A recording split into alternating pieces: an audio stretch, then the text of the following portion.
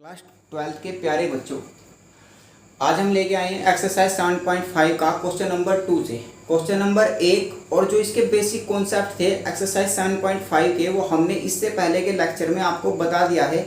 अगर आपने वो लेक्चर ना देखा हो तो आप चैनल की प्लेलिस्ट में जाइएगा, इंटीग्रेशन वाली प्लेलिस्ट में जाइएगा और वहाँ से आप इंटीग्रेशन का जब लिस्ट खोल रहे होंगे तो वहाँ पे आपको एक्सरसाइज 7.5 मिलेगी। एक्सरसाइज 7.5 में आप वो सारे बेसिक कॉन्सेप्ट पहले देख रहे होंगे जो हमने आपको कल के लेक्चर में बताए थे और वही बेसिक कॉन्सेप्ट आज आपके आगे कंटिन्यू हो रहे होंगे। तो क्या था, एक बेसिक कॉन्सेप्ट आपका ये था कि अगर आपके अपॉन में यहाँ पे दो फैक्टर आते हैं अलग अलग, जैसे x माइनस है x माइनस भी, ऊपर चाहे वैल्यू कुछ भी हो, बस ऊपर की तरफ पावर जो है नीचे से कम होनी चाहिए, ठीक है। तो उस कंडीशन में आप क्या कर रहे होंगे, एक कांस्टेंट के अपॉन में पहला फैक्टर और दूसरे कांस्टेंट के अपॉन में दूसरा फैक्टर रख रहे होंगे। ये इसका मेथड होता है करने का, ताकि आप क्वेश्चन को सेपरेट कर पाओ, क्योंकि आप तब तक क्वेश्चन को इंटीग्रेट नहीं कर सकते जब तक आप क्वेश्चन को सेपरेट ना कर पा रहे होंगे, अलग अलग ना कर पा रहे हो, ठीक है। चलिए इसी पे बेस पे आपका क्वेश्चन नंबर 2 यहाँ पे दिया हुआ है x² माइनस के 9, आप इसको लिखोगे 3 का स्क्वायर। यहाँ पे आप थर्ड इक्वेशन लगाओगे ये वाली, a² माइनस के b² की वैल्यू होती है आपकी a प्लस बी और a माइनस बी। आप इसको पहले इसको बाद में लिख लो, उससे कोई फर्क नहीं पड़ेगा क्वेश्चन पे। तो हमने इसको यहाँ पे यही फॉर्म लगाई, हो गया x माइनस 3 x प्लस 3। फिर आपका ये फॉर्म बन गई ये वाली फॉर्म आपकी, ये है बिल्कुल सेम। यहाँ पे आपको a के अपॉन में पहला फैक्टर लेना है, b के अपॉन में दूसरा फैक्टर, और अब आपको क्वेश्चन में a और b की वैल्यू निकाल के यहीं पे रख देनी है, ठीक है। अब वो a और b की वैल्यू आप किस किस तरह से निकाल रहे होंगे, इसके लिए हम करते हैं इस क्वेश्चन को। सबसे पहले आपको क्या करना है, इधर से आपको एलसीएम लेना है a b वाली साइड से। इधर से आपने एलसीएम लिया x माइनस 3 x प्लस 3, यहाँ से इसकी मल्टीप्लाई इधर करोगे, इसकी मल्टीप्लाई इधर। हमेशा जब भी आप इस तरह से क्वेश्चन कर रहे होंगे इस मेथड से, पार्शियल फ्रैक्शन का कोई भी क्वेश्चन हो, मेथड कोई भी हो, आपका एलसीएम से एलसीएम हमेशा कैंसिल होगा, हमेशा, ऑलवेज।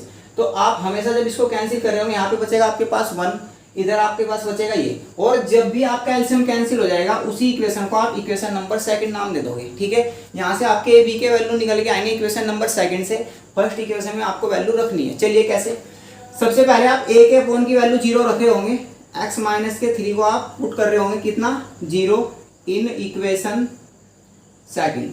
तो जब आप x इज इक्वल टू कितना जाएगा, यहाँ से 3, x की वैल्यू 3 यहाँ पे रखोगे, हो जाएगा आपका 1 इज इक्वल टू a, ये 3 प्लस के 3 प्लस ये वैल्यू हमने 0 लिख दी। क्यों लिख दी 0 इसीलिए लिख दी जिसके अपॉन के आप वैल्यू निकाल रहे होंगे, 0 रख रहे होंगे। आपने a के अपॉन की वैल्यू को 0 रखा, अगर आपने a के अपॉन की वैल्यू को 0 रखा तो सिर्फ और सिर्फ आपकी जो वैल्यू निकलेगी वो a की निकलेगी, बाकी जितनी भी वैल्यू वहाँ पे होंगी b c d सब की सब 0 हो जानी है। अगर वो 0 नहीं होंगी तो आपका क्वेश्चन गलत है।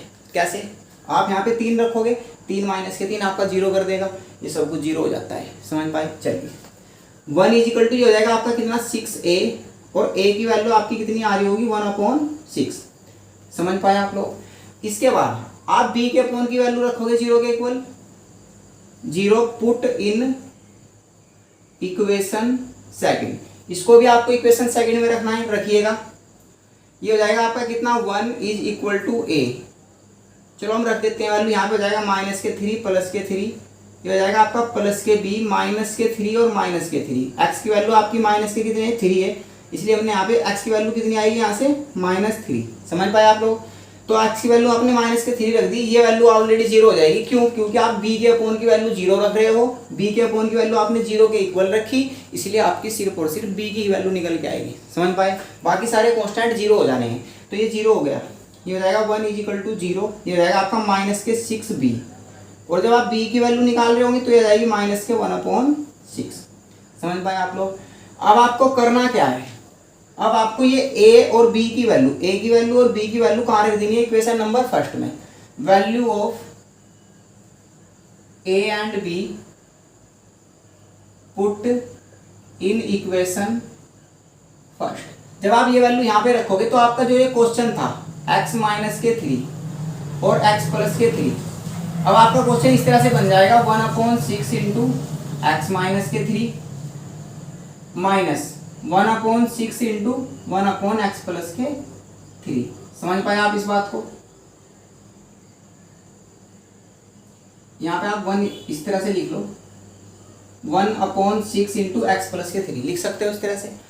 अब आपको इसकी जगह ये सोल्व करना है और इसी का इंटीग्रेशन करना है। पार्शियल फ्रैक्शन का क्वेश्चन करने से पहले आपको पहले उसको पार्शियल फ्रैक्शन से सोल्व करना पड़ेगा। सोल्व करने के बाद जो आपका आंसर आ रहा होगा ए बी की वैल्यू निकालने के बाद वहां से आप इंटीग्रेशन कर रहे होंगे। चलिए करिए कैसे।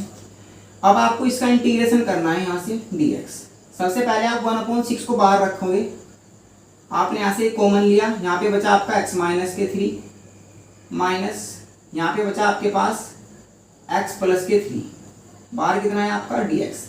हमने आपको बताया y 1/x dx, ये किसका इंटीग्रेशन होता है आपका log x का, और प्लस का आप एक कॉन्स्टेंट ऐड कर देते हो। x की जगह यहाँ पे कितना है x माइनस के 3, तो आप यहाँ पे x की जगह कितना रख दोगे x माइनस 3, ये हो जाएगा आपका कितना log x माइनस 3 माइनस के log x प्लस के 3। ठीक है, फिर आप यहाँ पे log m minus log n का एक फॉर्मूला होता था आपके पास, उसको अप्लाई करोगे, ये हो जाएगा 1/6 log x माइनस 3 अपॉन में x प्लस के 3 और प्लस के c, एक कॉन्स्टेंट आप लोग ऐड कर रहे होंगे। समझ पाए आप लोग? उम्मीद है कि आप इस क्वेश्चन को समझ पाए होंगे। करते हैं हम नेक्स्ट क्वेश्चन। चलिए देखते हैं क्या है आपका नेक्स्ट क्वेश्चन। तो प्यारे बच्चों, ये आपका क्वेश्चन नंबर 3।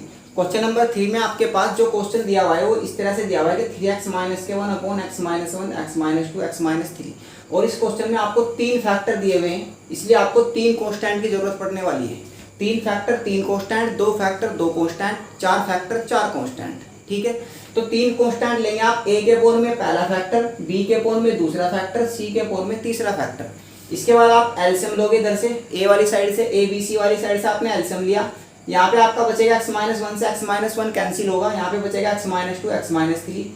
b को साथ लोगे तो x माइनस 2 कैंसिल होगा, x माइनस 1 x माइनस 3 बचेगा। इसी तरह से c के साथ यहाँ पे बचेगा x minus 1 x minus 2। LCM से एलसीएम हमेशा कैंसिल होगा, हर एक क्वेश्चन में कैंसिल होगा, मेथड कुछ भी हो। ठीक है, पार्शियल फ्रैक्शन का ये आपके पास जो एलसीएम कैंसिल होने के बाद जो इक्वेशन बचेगी, इसको आप इक्वेशन नंबर 2 नाम दे रहे होंगे। समझ पाए? चलिए, इसके बाद आप कैसे करोगे, a के अपॉन की वैल्यू पुट x माइनस के 1 इज इक्वल टू 0, यानी कि x is equal to 1 in equation 2। ये वैल्यू आपको इक्वेशन नंबर 2 में रखनी है, और अगर आपने a के अपॉन की वैल्यू 0 के इक्वल रखी है तो a की वैल्यू निकलेगी, बाकी सारे कॉन्स्टेंट 0 हो जाने चाहिए ऑलरेडी। ठीक है, कैसे? यहाँ पे आप x की वैल्यू 1 रखोगे, हो जाएगा आपका 3 इंटू 1 माइनस के 1 is equal to a into 1 minus 2 1 minus 3, ये हो जाएगा आपके पास b इंटू, देखिए यहाँ पे आप x की वैल्यू 1 रखोगे तो ये 1 माइनस के 1 हो जाएगा आपका, और ये हो जाएगा आपका 1 माइनस 3, लेकिन यहाँ से ये 0 हो जाएगा। 0 की आप मल्टीप्लाई कहीं पे भी कर दो, सबको 0 कर देता है। यहाँ पे आ जाइए आप c इंटू 1 माइनस के 1 और 1 माइनस के 2, यहाँ फिर ये 0 आ गया, सारा 0 हो जाएगा। चलिए, ये हो जाएगा आपका 3 माइनस के 1, ये हो जाएगा आपका माइनस के 2, सॉरी माइनस का 1 बचेगा तो माइनस का a लिखोगे इसको, और ये आपका कितना है माइनस का 2, ये वैल्यू 0, ये वैल्यू 0, ये हो जाएगा आपका 2, ये हो जाएगा आपका प्लस के 2a, 2 से आपका 2 कैंसिल होगा, a की वैल्यू आपकी कितनी आ जाएगी 1, ये आपकी a की वैल्यू आ गई। अब b की वैल्यू के लिए b के अपॉन की वैल्यू को 0 के इक्वल पुट करोगे, x माइनस के 2 इज इक्वल टू 0, और x की वैल्यू आ जाएगी आपकी यहाँ से 2, पुट इन इक्वेशन 2। इसको आप इक्वेशन नंबर 2 में रखोगे तो b की ही वैल्यू निकलेगी सिर्फ, बाकी सारे 0 हो जाएंगे। कैसे? x की वैल्यू यहाँ पे 2 रखोगे, ये 0 हो जाएगा, x की वैल्यू यहाँ पे 2 रखोगे, ये 0 हो जाएगा, सिर्फ ये वैल्यू बचेगी। रखिए 3 इंटू 2 माइनस के 1 is equal to a into सब कुछ 0 हो जाएगा, ये प्लस सिर्फ b की वैल्यू निकलेगी, ये हो जाएगा 2 माइनस के 1, ये हो जाएगा 2 माइनस 3, और वो किसी भी कंडीशन में 0 नहीं होगा जिसकी आप वैल्यू निकाल रहे हो। b के अपॉन की वैल्यू आपने 0 रखी तो b की वैल्यू निकलेगी, b 0 नहीं होगा, बाकी सब 0 हो जाएंगे, प्लस c इंटू 0। अब कैसे करोगे, ये हो जाएगा आपका 6 माइनस के 1, ये 0, ये बचेगा आपका पास यहाँ पे b, यहाँ पे बचेगा आपके पास माइनस के 1, ये आपका कितना हो जाएगा 0। तो जो आपकी वैल्यू बचेगी इधर 5 बचेगी, इधर बचेगा आपके पास माइनस के b, तो जो आपकी b की वैल्यू आ रही होगी वो कितनी आ जाएगी माइनस के 5। समझ पाए आप लोग? इसके बाद आपको c के अपॉन की वैल्यू 0 रख देनी है, x माइनस के 3 is equal to 0, x is equal to 3 put in equation 2।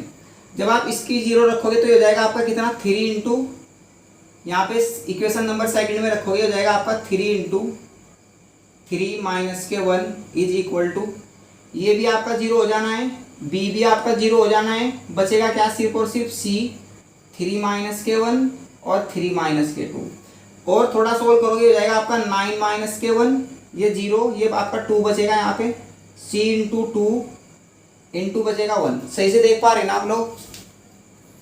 हाँ चलिए, इसके बाद जब आप इसको सोल्व करोगे तो ये हो जाएगा आपका 8, ये हो जाएगा आपका 2c, 2 से आप इसको डिवाइड करोगे तो c की वैल्यू आ जाएगी आपके पास 4।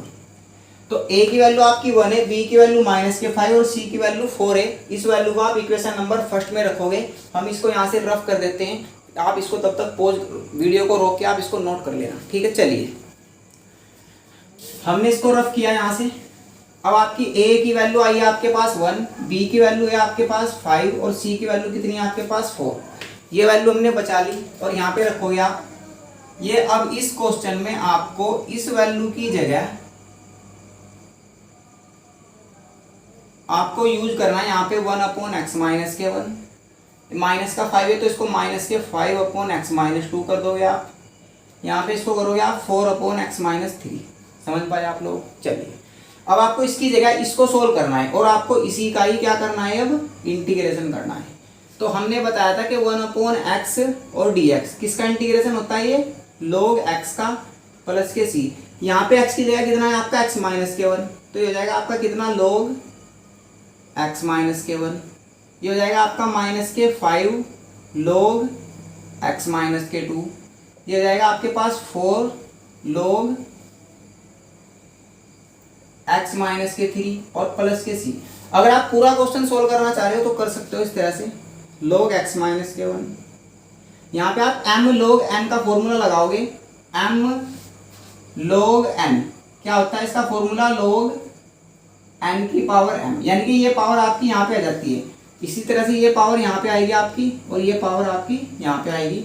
तो आप इसको ऐसे लिखोगे, log x माइनस के 2 की पावर 5 प्लस के log x माइनस 3 की पावर 4 और प्लस के c।